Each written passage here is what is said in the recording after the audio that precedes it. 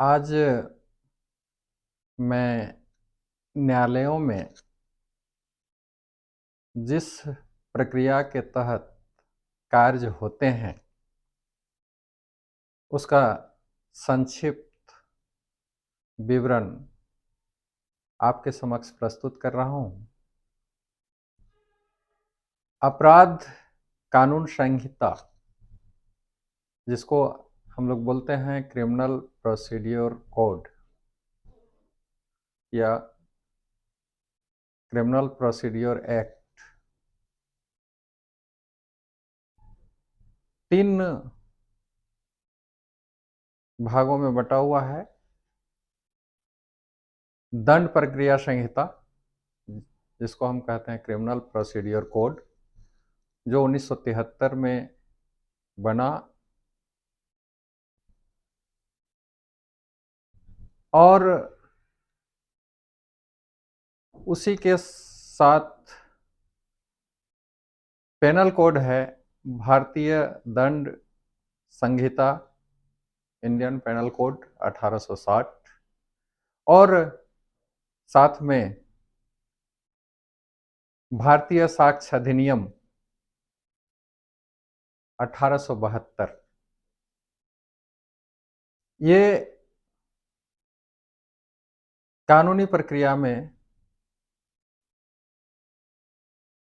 Hand notes का कार्य करता है, क्योंकि हमारा देश विश्व का सबसे बड़ा प्रजातांत्रिक देश है, सबसे बड़ा लिखित संविधान है। संविधान द्वारा प्रदत्त अधिकार, कर्तव्य, नीति निर्देशक तत्व राज्यों के लिए, और सबसे बड़ी बात जो हमारे देश की है वो है कानून का शासन, रूल ऑफ लॉ। तो जिसके तहत संविधान कानून बनाने की शक्ति संसद को देती है, उसको कार्यरूप देने के लिए कार्यपालिका, और उस कानून का व्याख्या करने का अधिकार और उसे लागू करने का न्यायालयों को शक्ति प्राप्त है। तीनों एक दूसरे के पूरक हैं,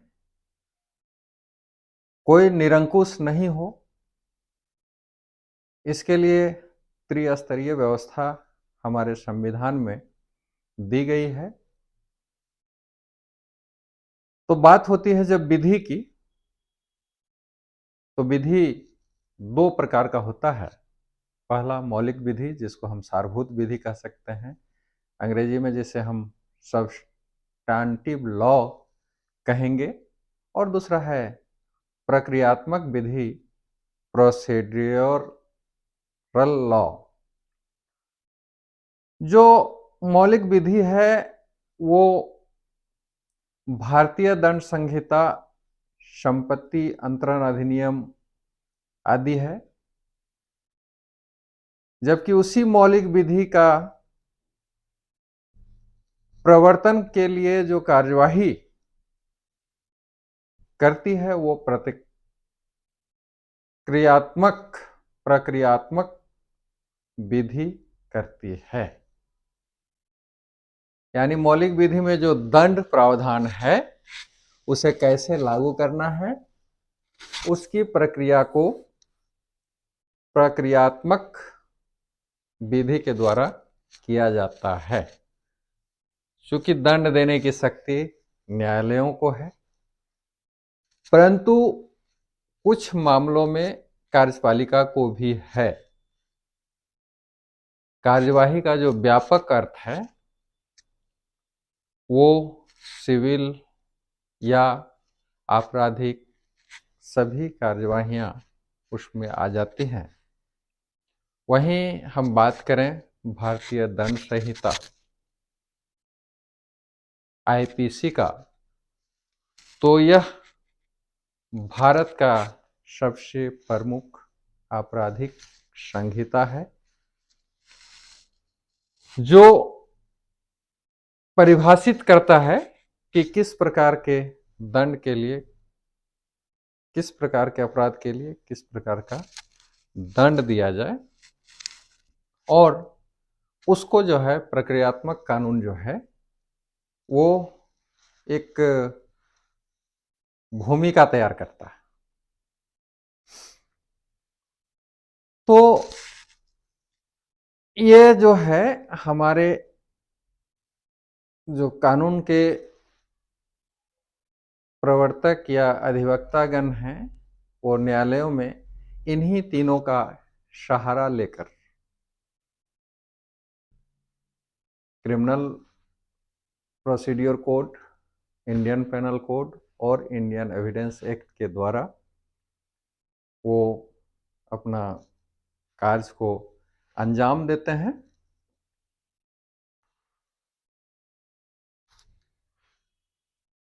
कानून बनाना, कानून लागू करना और